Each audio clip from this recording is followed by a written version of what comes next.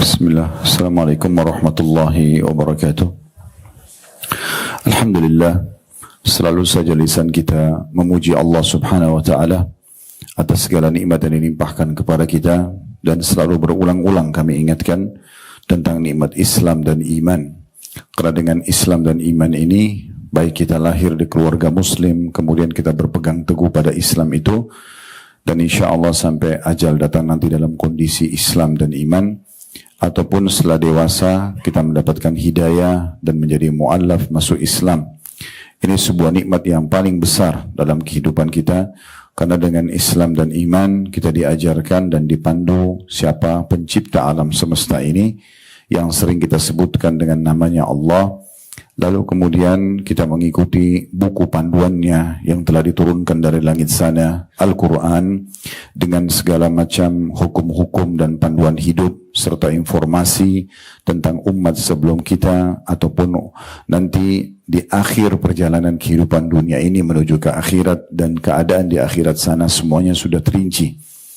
Dan juga kita dianjurkan agar memahami tujuan hidup kita apa, ya, kemudian juga apa yang boleh dari makanan, minuman, pakaian, pendapatan, pergaulan, dan apa yang tidak boleh. Semua itu adalah nikmat yang sangat besar menjadi seorang muslim. Berapa banyak orang-orang yang tidak mengenal Tuhannya Allah, sehingga akhirnya mereka menyembah sapi, menyembah gunung, batu, pohon, dewa-dewa, bintang-bintang, karena mereka tidak punya panduan hidup. Dan kita sebagai seorang muslim sudah dimanjahkan dan juga dipandu secara langsung kalau Tuhan kalian yang menciptakan alam semesta ini adalah Allah, dan Allah itu telah menurunkan kitab Al-Quran sebagai panduan hidup, telah mengutus utusannya Nabi besar Muhammad sallallahu alaihi wasallam yang dijadikan sebagai suri tauladan, sehingga kita dapat panduan selama hidup di dunia ini, dan juga tahu apa yang akan kita raih nanti di akhirat sana. Selain daripada itu tentu masih banyak nikmat yang lain, dari kesehatan, keturunan, pasangan hidup, kesempatan, dan segala macam hal yang Allah subhanahu wa ta'ala memerintahkan kita untuk menikmati sekaligus kita syukuri. Dan kalimat syukur hanya dengan mengucapkan Alhamdulillah. Oleh karena itu jadilah orang yang selalu mengucapkan kalimat mulia ini.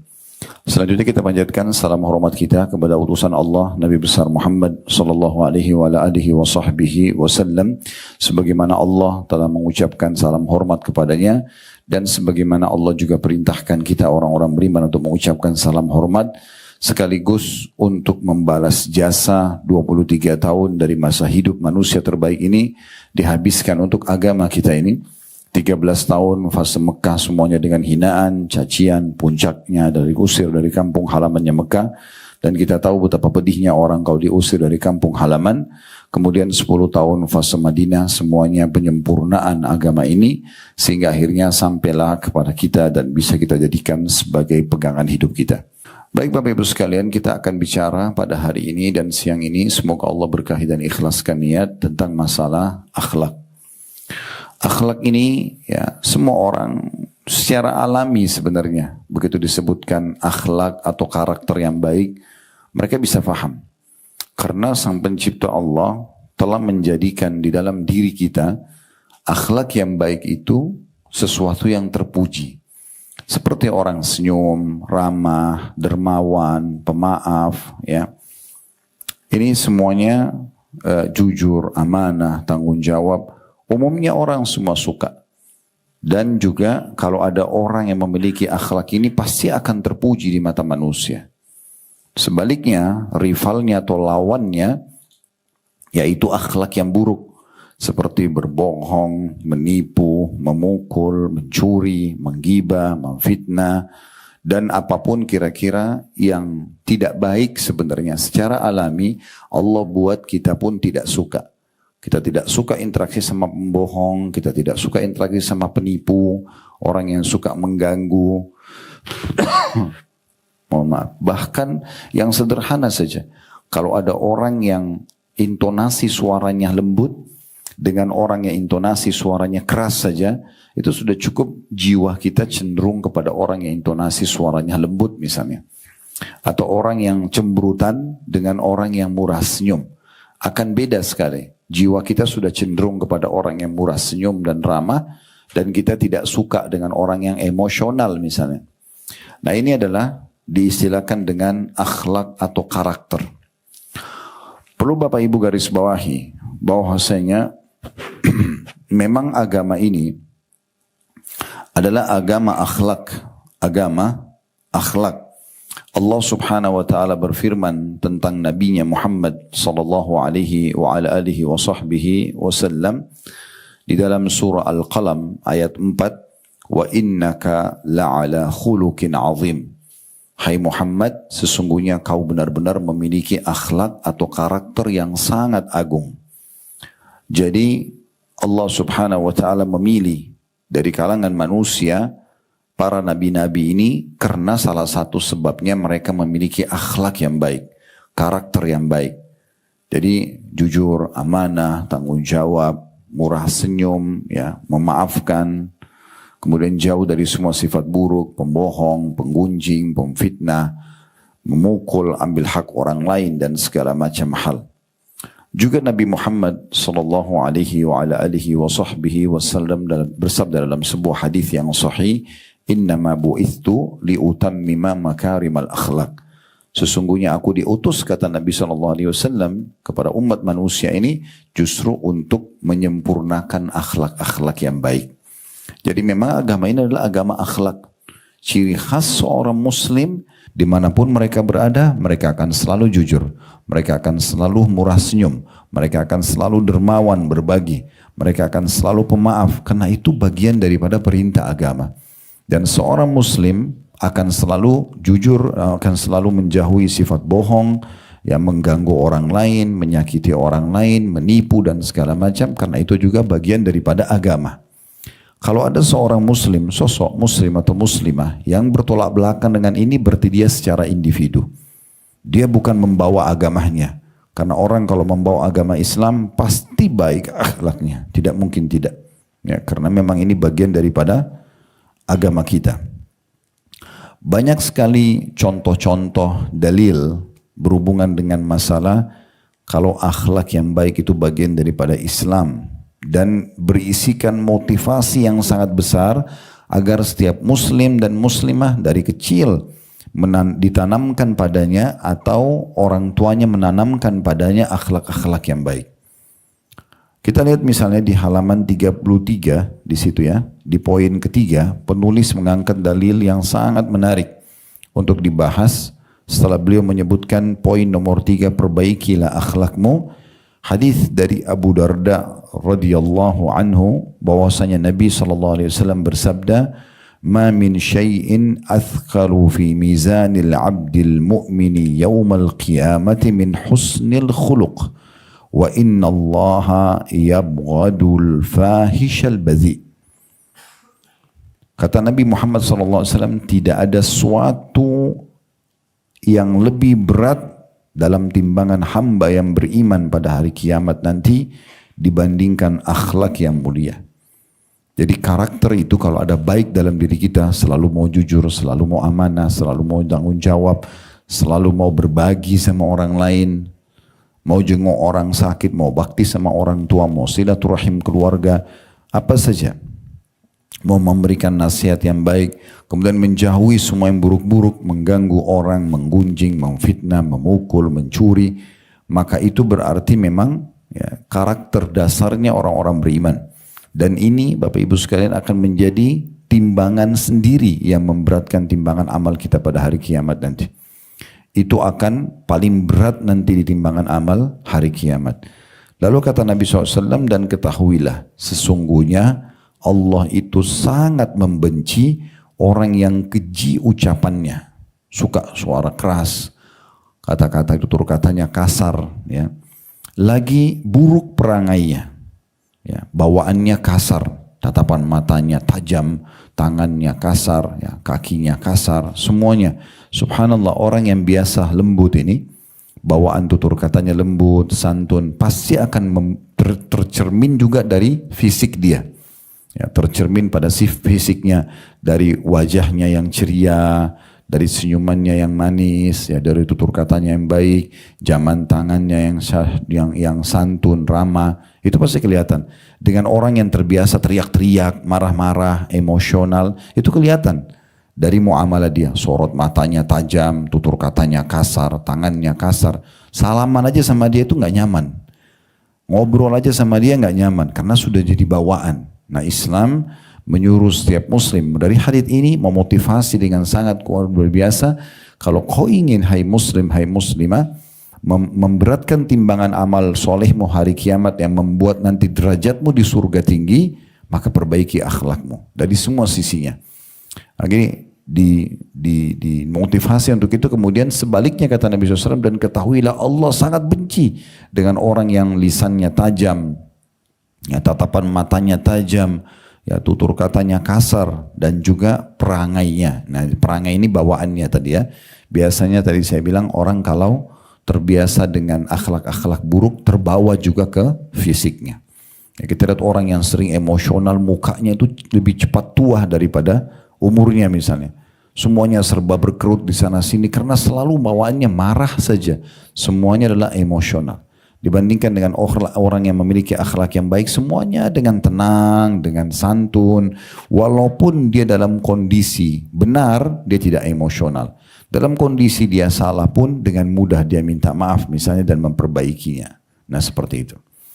Di sini kata penulis selanjutnya, jika Anda perbagus akhlak Anda dalam berinteraksi dengan masyarakat atau orang-orang di sekitar kita, maka Anda memperoleh pahala sebagaimana yang diperoleh orang yang berpuasa di siang hari dan melaksanakan qiyamul lail. Jadi kalau Bapak Ibu coba memiliki akhlak yang baik, tutur kata yang santun, tatapan matanya syahdu, tadi saya bilang jaman tangannya ramah, suka memaafkan, suka memberi, menasihatin, mendahulukan orang lain, semua itu akan dengan sendirinya akhlak-akhlak itu dicatat sama sederajat dengan pahala orang yang puasa setiap hari, orang yang sholat malam setiap malam. Perhatikan sabda Nabi SAW berhubungan dengan itu di dalam hadis yang diriwayatkan oleh Abu Dawud. Innal mu'mina la yudriku bi husni khuluqihi darajatas sha'imil qa'im. Sesungguhnya orang mukmin dengan akhlak mulianya benar-benar akan mendapatkan derajat nanti di surga. Tingkat level tinggi sekali fasilitas yang didapatkan di surga sebagaimana diperoleh oleh orang-orang yang berpuasa lagi sibuk mendirikan qiyamul lail atau sholat malam. Jadi ini luar biasa. Bagaimana dengan akhlak yang baik, mungkin orang yang murah senyum, orang yang suka berbagi, orang yang jujur, mungkin dia tidak rutin tiap malam sholat tahajud. Mungkin dia tidak Senin Kamis puasa, dia hanya puasa misalnya Ramadan saja. Tapi dengan akhlaknya yang baik, ya, kita nyaman sekali berteman dengan dia karena tatapan matanya tadi yang syahdu, ucapannya yang ramah, jamaan tangannya yang ramah. Maka ini sudah cukup nanti di akhirat dia akan dapat derajat orang-orang yang banyak ibadahnya. Bagaimana kalau seandainya sosok muslim dan muslimah ini menggabungkan semuanya. Sudah akhlaknya baik, ibadahnya bagus. Malah puasanya rutin, sholat malamnya rutin. Ini udah luar biasa. Makin sulit untuk digambarkan bagaimana tingginya derajatnya nanti di surga. Nah, jadi kalau kita simpulkan sebenarnya Islam datang memang sebagai agama akhlak dan memerintahkan agar semua pengikut Islam untuk menjadi orang muslim yang baik akhlaknya, yang santun, yang ramah. Ada satu dosen kami di Universitas Islam Madinah dulu pada saat kami sekolah S1 menceritakan satu waktu dia sama istrinya kebetulan berada di Jerman dan waktu itu dia akan menyeberang jalan, ada seorang nenek tua mau menyeberang jalan dan sudah ya di lampu merah biasanya kan ada tombol yang dipencet untuk memberikan kesempatan orang yang jalan. Itu sudah ditekan tombol tersebut, masih aja tidak ada mobil yang berhenti. Dan nenek ini menunggu terus sampai akhirnya dosen kami ini mengatakan saya sama istri saya akhirnya mendampingi si nenek tadi untuk menahan mobil-mobil sampai kami menyeberang. Tiba-tiba pada saat tiba di ujung jalan, kata si nenek itu, Sesungguhnya apa yang saya lakukan ini hampir setiap hari terjadi pada saya. Maksudnya tidak ada mobil yang mau berhenti walaupun sudah jelas lampu yang nyala itu adalah lampu hijau untuk orang jalan kaki, yang lain harus berhenti. Mereka tidak mau sama sekali. Mungkin kalau saya adalah seorang gadis yang seperti dulu, saya masih gadis, masih lincah, masih cantik, belum keriput seperti sekarang, mungkin mobil-mobil itu akan memberikan saya kesempatan untuk jalan. Tapi saya ingin tanya, kalian ini siapa? Kalian tidak kenal saya, kenapa kalian membantu saya untuk menyeberang? Maka kata dosen kami adalah orang Muslim yang datang dari Arab Saudi, kebetulan kami bertamu di negeri Anda ini, dan kami tadi melihat bahwasanya Anda butuh untuk dibantu untuk bisa menyeberang jalan, dan kebetulan kami juga ingin menyeberang, dan agama kami memerintahkan itu. Tiba-tiba nenek itu menangis dan mengatakan betapa indahnya agama kalian itu. Jadi memang secara alami seorang muslim itu selalu mau terbawa dengan karakter yang baik itu. Ya memang sudah seperti itu. Kecuali orang yang rusak betul-betul karakternya dari kecil, memang orang tuanya dan lingkungannya merusak dia. Dilatih untuk terbiasa bohong, kasar, pelit dan segala macam, maka itu berbeda. Kita akan bicara individu dia saja, tidak akan membawa agama. Karena kalau agama pasti akan membawa kepada hal yang sangat baik. Ini cukup banyak contoh-contohnya berhubungan dengan masalah ini. Sekarang cukup banyak di YouTube, di Instagram, orang-orang yang mengadakan eksperimen. Di antara eksperimen yang pernah saya nonton, cuplikannya dan itu menyebar. Saya tidak usah sebutkan nama-nama channelnya, tapi ini banyak sekali menyebar. Ada beberapa orang sengaja ingin membandingkan antara akhlak kaum muslimin dengan akhlak orang-orang non-muslim. Dengan cara eksperimennya adalah sengaja dia jalan di jalan raya, kemudian dia menjatuhkan dompetnya. Dan dia ada satu temannya menggunakan kamera tersembunyi dari jarak jauh, dan subhanallah di seluruh wilayah orang-orang non-muslim ini umumnya dompet itu diambil. Umumnya diambil. Kemudian dia datang lalu dia mengatakan, Anda mengambil dompet saya, dan orang itu bilang tidak. Dia bilang saya punya kamera, saya punya bukti, baru dikembalikan. Tapi umumnya semuanya mengambil. Dan dikagetkan, orang ini kebetulan orang non-muslim. Dia pergi ke Dubai, dia pergi ke Qatar, dia pergi ke beberapa negara Timur Tengah, dan beberapa negara di Asia. Ya. Saya cuplikannya, dia lakukan eksperimen yang sama, umumnya mayoritasnya muslimin, itu pasti pada saat dompetnya jatuh malah ditegur. Ini dompet Anda jatuh silakan. Dan 90% mengembalikan dompet itu. Maka ini contoh saja. Kenapa? Karena orang muslim kalau menjalankan agamanya dengan baik, dia tahu dalil yang baru kita bacakan tadi, dengan akhlak yang baik, ya, maka cukup untuk menggapai derajat orang yang sering puasa dan juga sholat malam. Begitu juga nanti akan menjadi sesuatu yang paling berat di timbangan amalnya hari kiamat, pasti dia tidak akan ragu-ragu untuk menjadi orang yang baik karakternya. Kemudian yang terakhir ditulis oleh penulis, nanti akan kita tambahkan lebih panjang lebar insya Allah penjelasannya. Kata beliau, tidak seorang pun di antara kita melainkan mencintai Nabi. Ini keutamaan lain yang didapatkan kalau Bapak Ibu punya karakter atau akhlak yang baik. Tidak ada seorang pun di antara kita melainkan berkeinginan menjadi orang yang paling dicintai oleh beliau. Kalau orang muslim, muslimah, kalau hatinya penuh dengan keimanan, pasti dia rindu dengan Rasulullah. Kalau kita dengarin ceramah seorang ustadz, seorang kiai, seorang ulama, dia punya retorika yang bagus, dia punya penyampaian yang bagus, dia menyampaikan dalil-dalil yang tepat, kita rasa nyaman mendengarkan. Saya kadang-kadang kalau dengarin ceramah-ceramah para ulama di Timur Tengah misalnya, rasanya nggak mau berhenti mendengarkan ceramah mereka, karena petua-petua mereka tuh sangat indah untuk didengar, membuat kita nyaman aja, kita kayak masuk ke alam penyampaian dia. Itu kalau figur manusia biasa. Bagaimana kalau yang kita dengarkan langsung Rasulullah SAW, yang semua sahabat menggambarkan bagaimana akhlak Nabi SAW. Mereka menggambarkan, ya, kami melihat Nabi SAW murah senyum, kami melihat Nabi SAW sangat dermawan, Nabi SAW sangat pemaaf, ya, dan selalu saja menjaga sikap yang baik dengan orang-orang, bahkan menjaga penampilannya, ya, sehingga para sahabat kalau melihat Nabi SAW seperti melihat bulan purnama. Mereka kalau salaman dengan Nabi, mereka menemukan bau wangi yang selalu ada sampai beberapa hari. Nabi SAW tidak pernah menolak siapapun yang datang minta tolong dengan sekian banyak akhlak yang luar biasa sebagaimana Allah gambarkan dalam surah Al-Qalam ayat 4 tadi, wa innaka la'ala khuluqin azim. Sesungguhnya engkau wahai Muhammad benar-benar memiliki akhlak yang sangat mulia. Berarti ini memang menandakan Nabi SAW adalah orang yang sangat mulia akhlaknya. Kalau Bapak Ibu ingin bersama Rasulullah, karena di dunia kita nggak bisa, di akhirat ingin bersama beliau, ingin selalu melihat beliau, ingin ngobrol sama beliau, interaksi dan dekat dengan beliau di surga, maka kuncinya punya akhlak yang baik. Itulah yang dijelaskan di sini oleh penulis, tidak ada seorang pun di antara kita melainkan mencintai Nabi. Tidak ada seorang pun di antara kita melainkan berkeinginan menjadi orang yang paling dicintai oleh beliau. Tidak ada seorang pun di antara kita melainkan ingin menjadi orang yang paling dekat majelisnya dengan beliau pada hari kiamat nanti. Dan mengenai sarana untuk menuju hal itu agar kita dekat dengan Nabi SAW di akhirat, bertetangga dengan beliau, selalu ada di depan beliau, duduk majlis dengan beliau di akhirat nanti di surga adalah panduannya sabda Nabi SAW. Yang berbunyi inna min ahabbikum ilayya wa akrabikum minni majlisan yaumal qiyamati ahasinukum akhlaqa.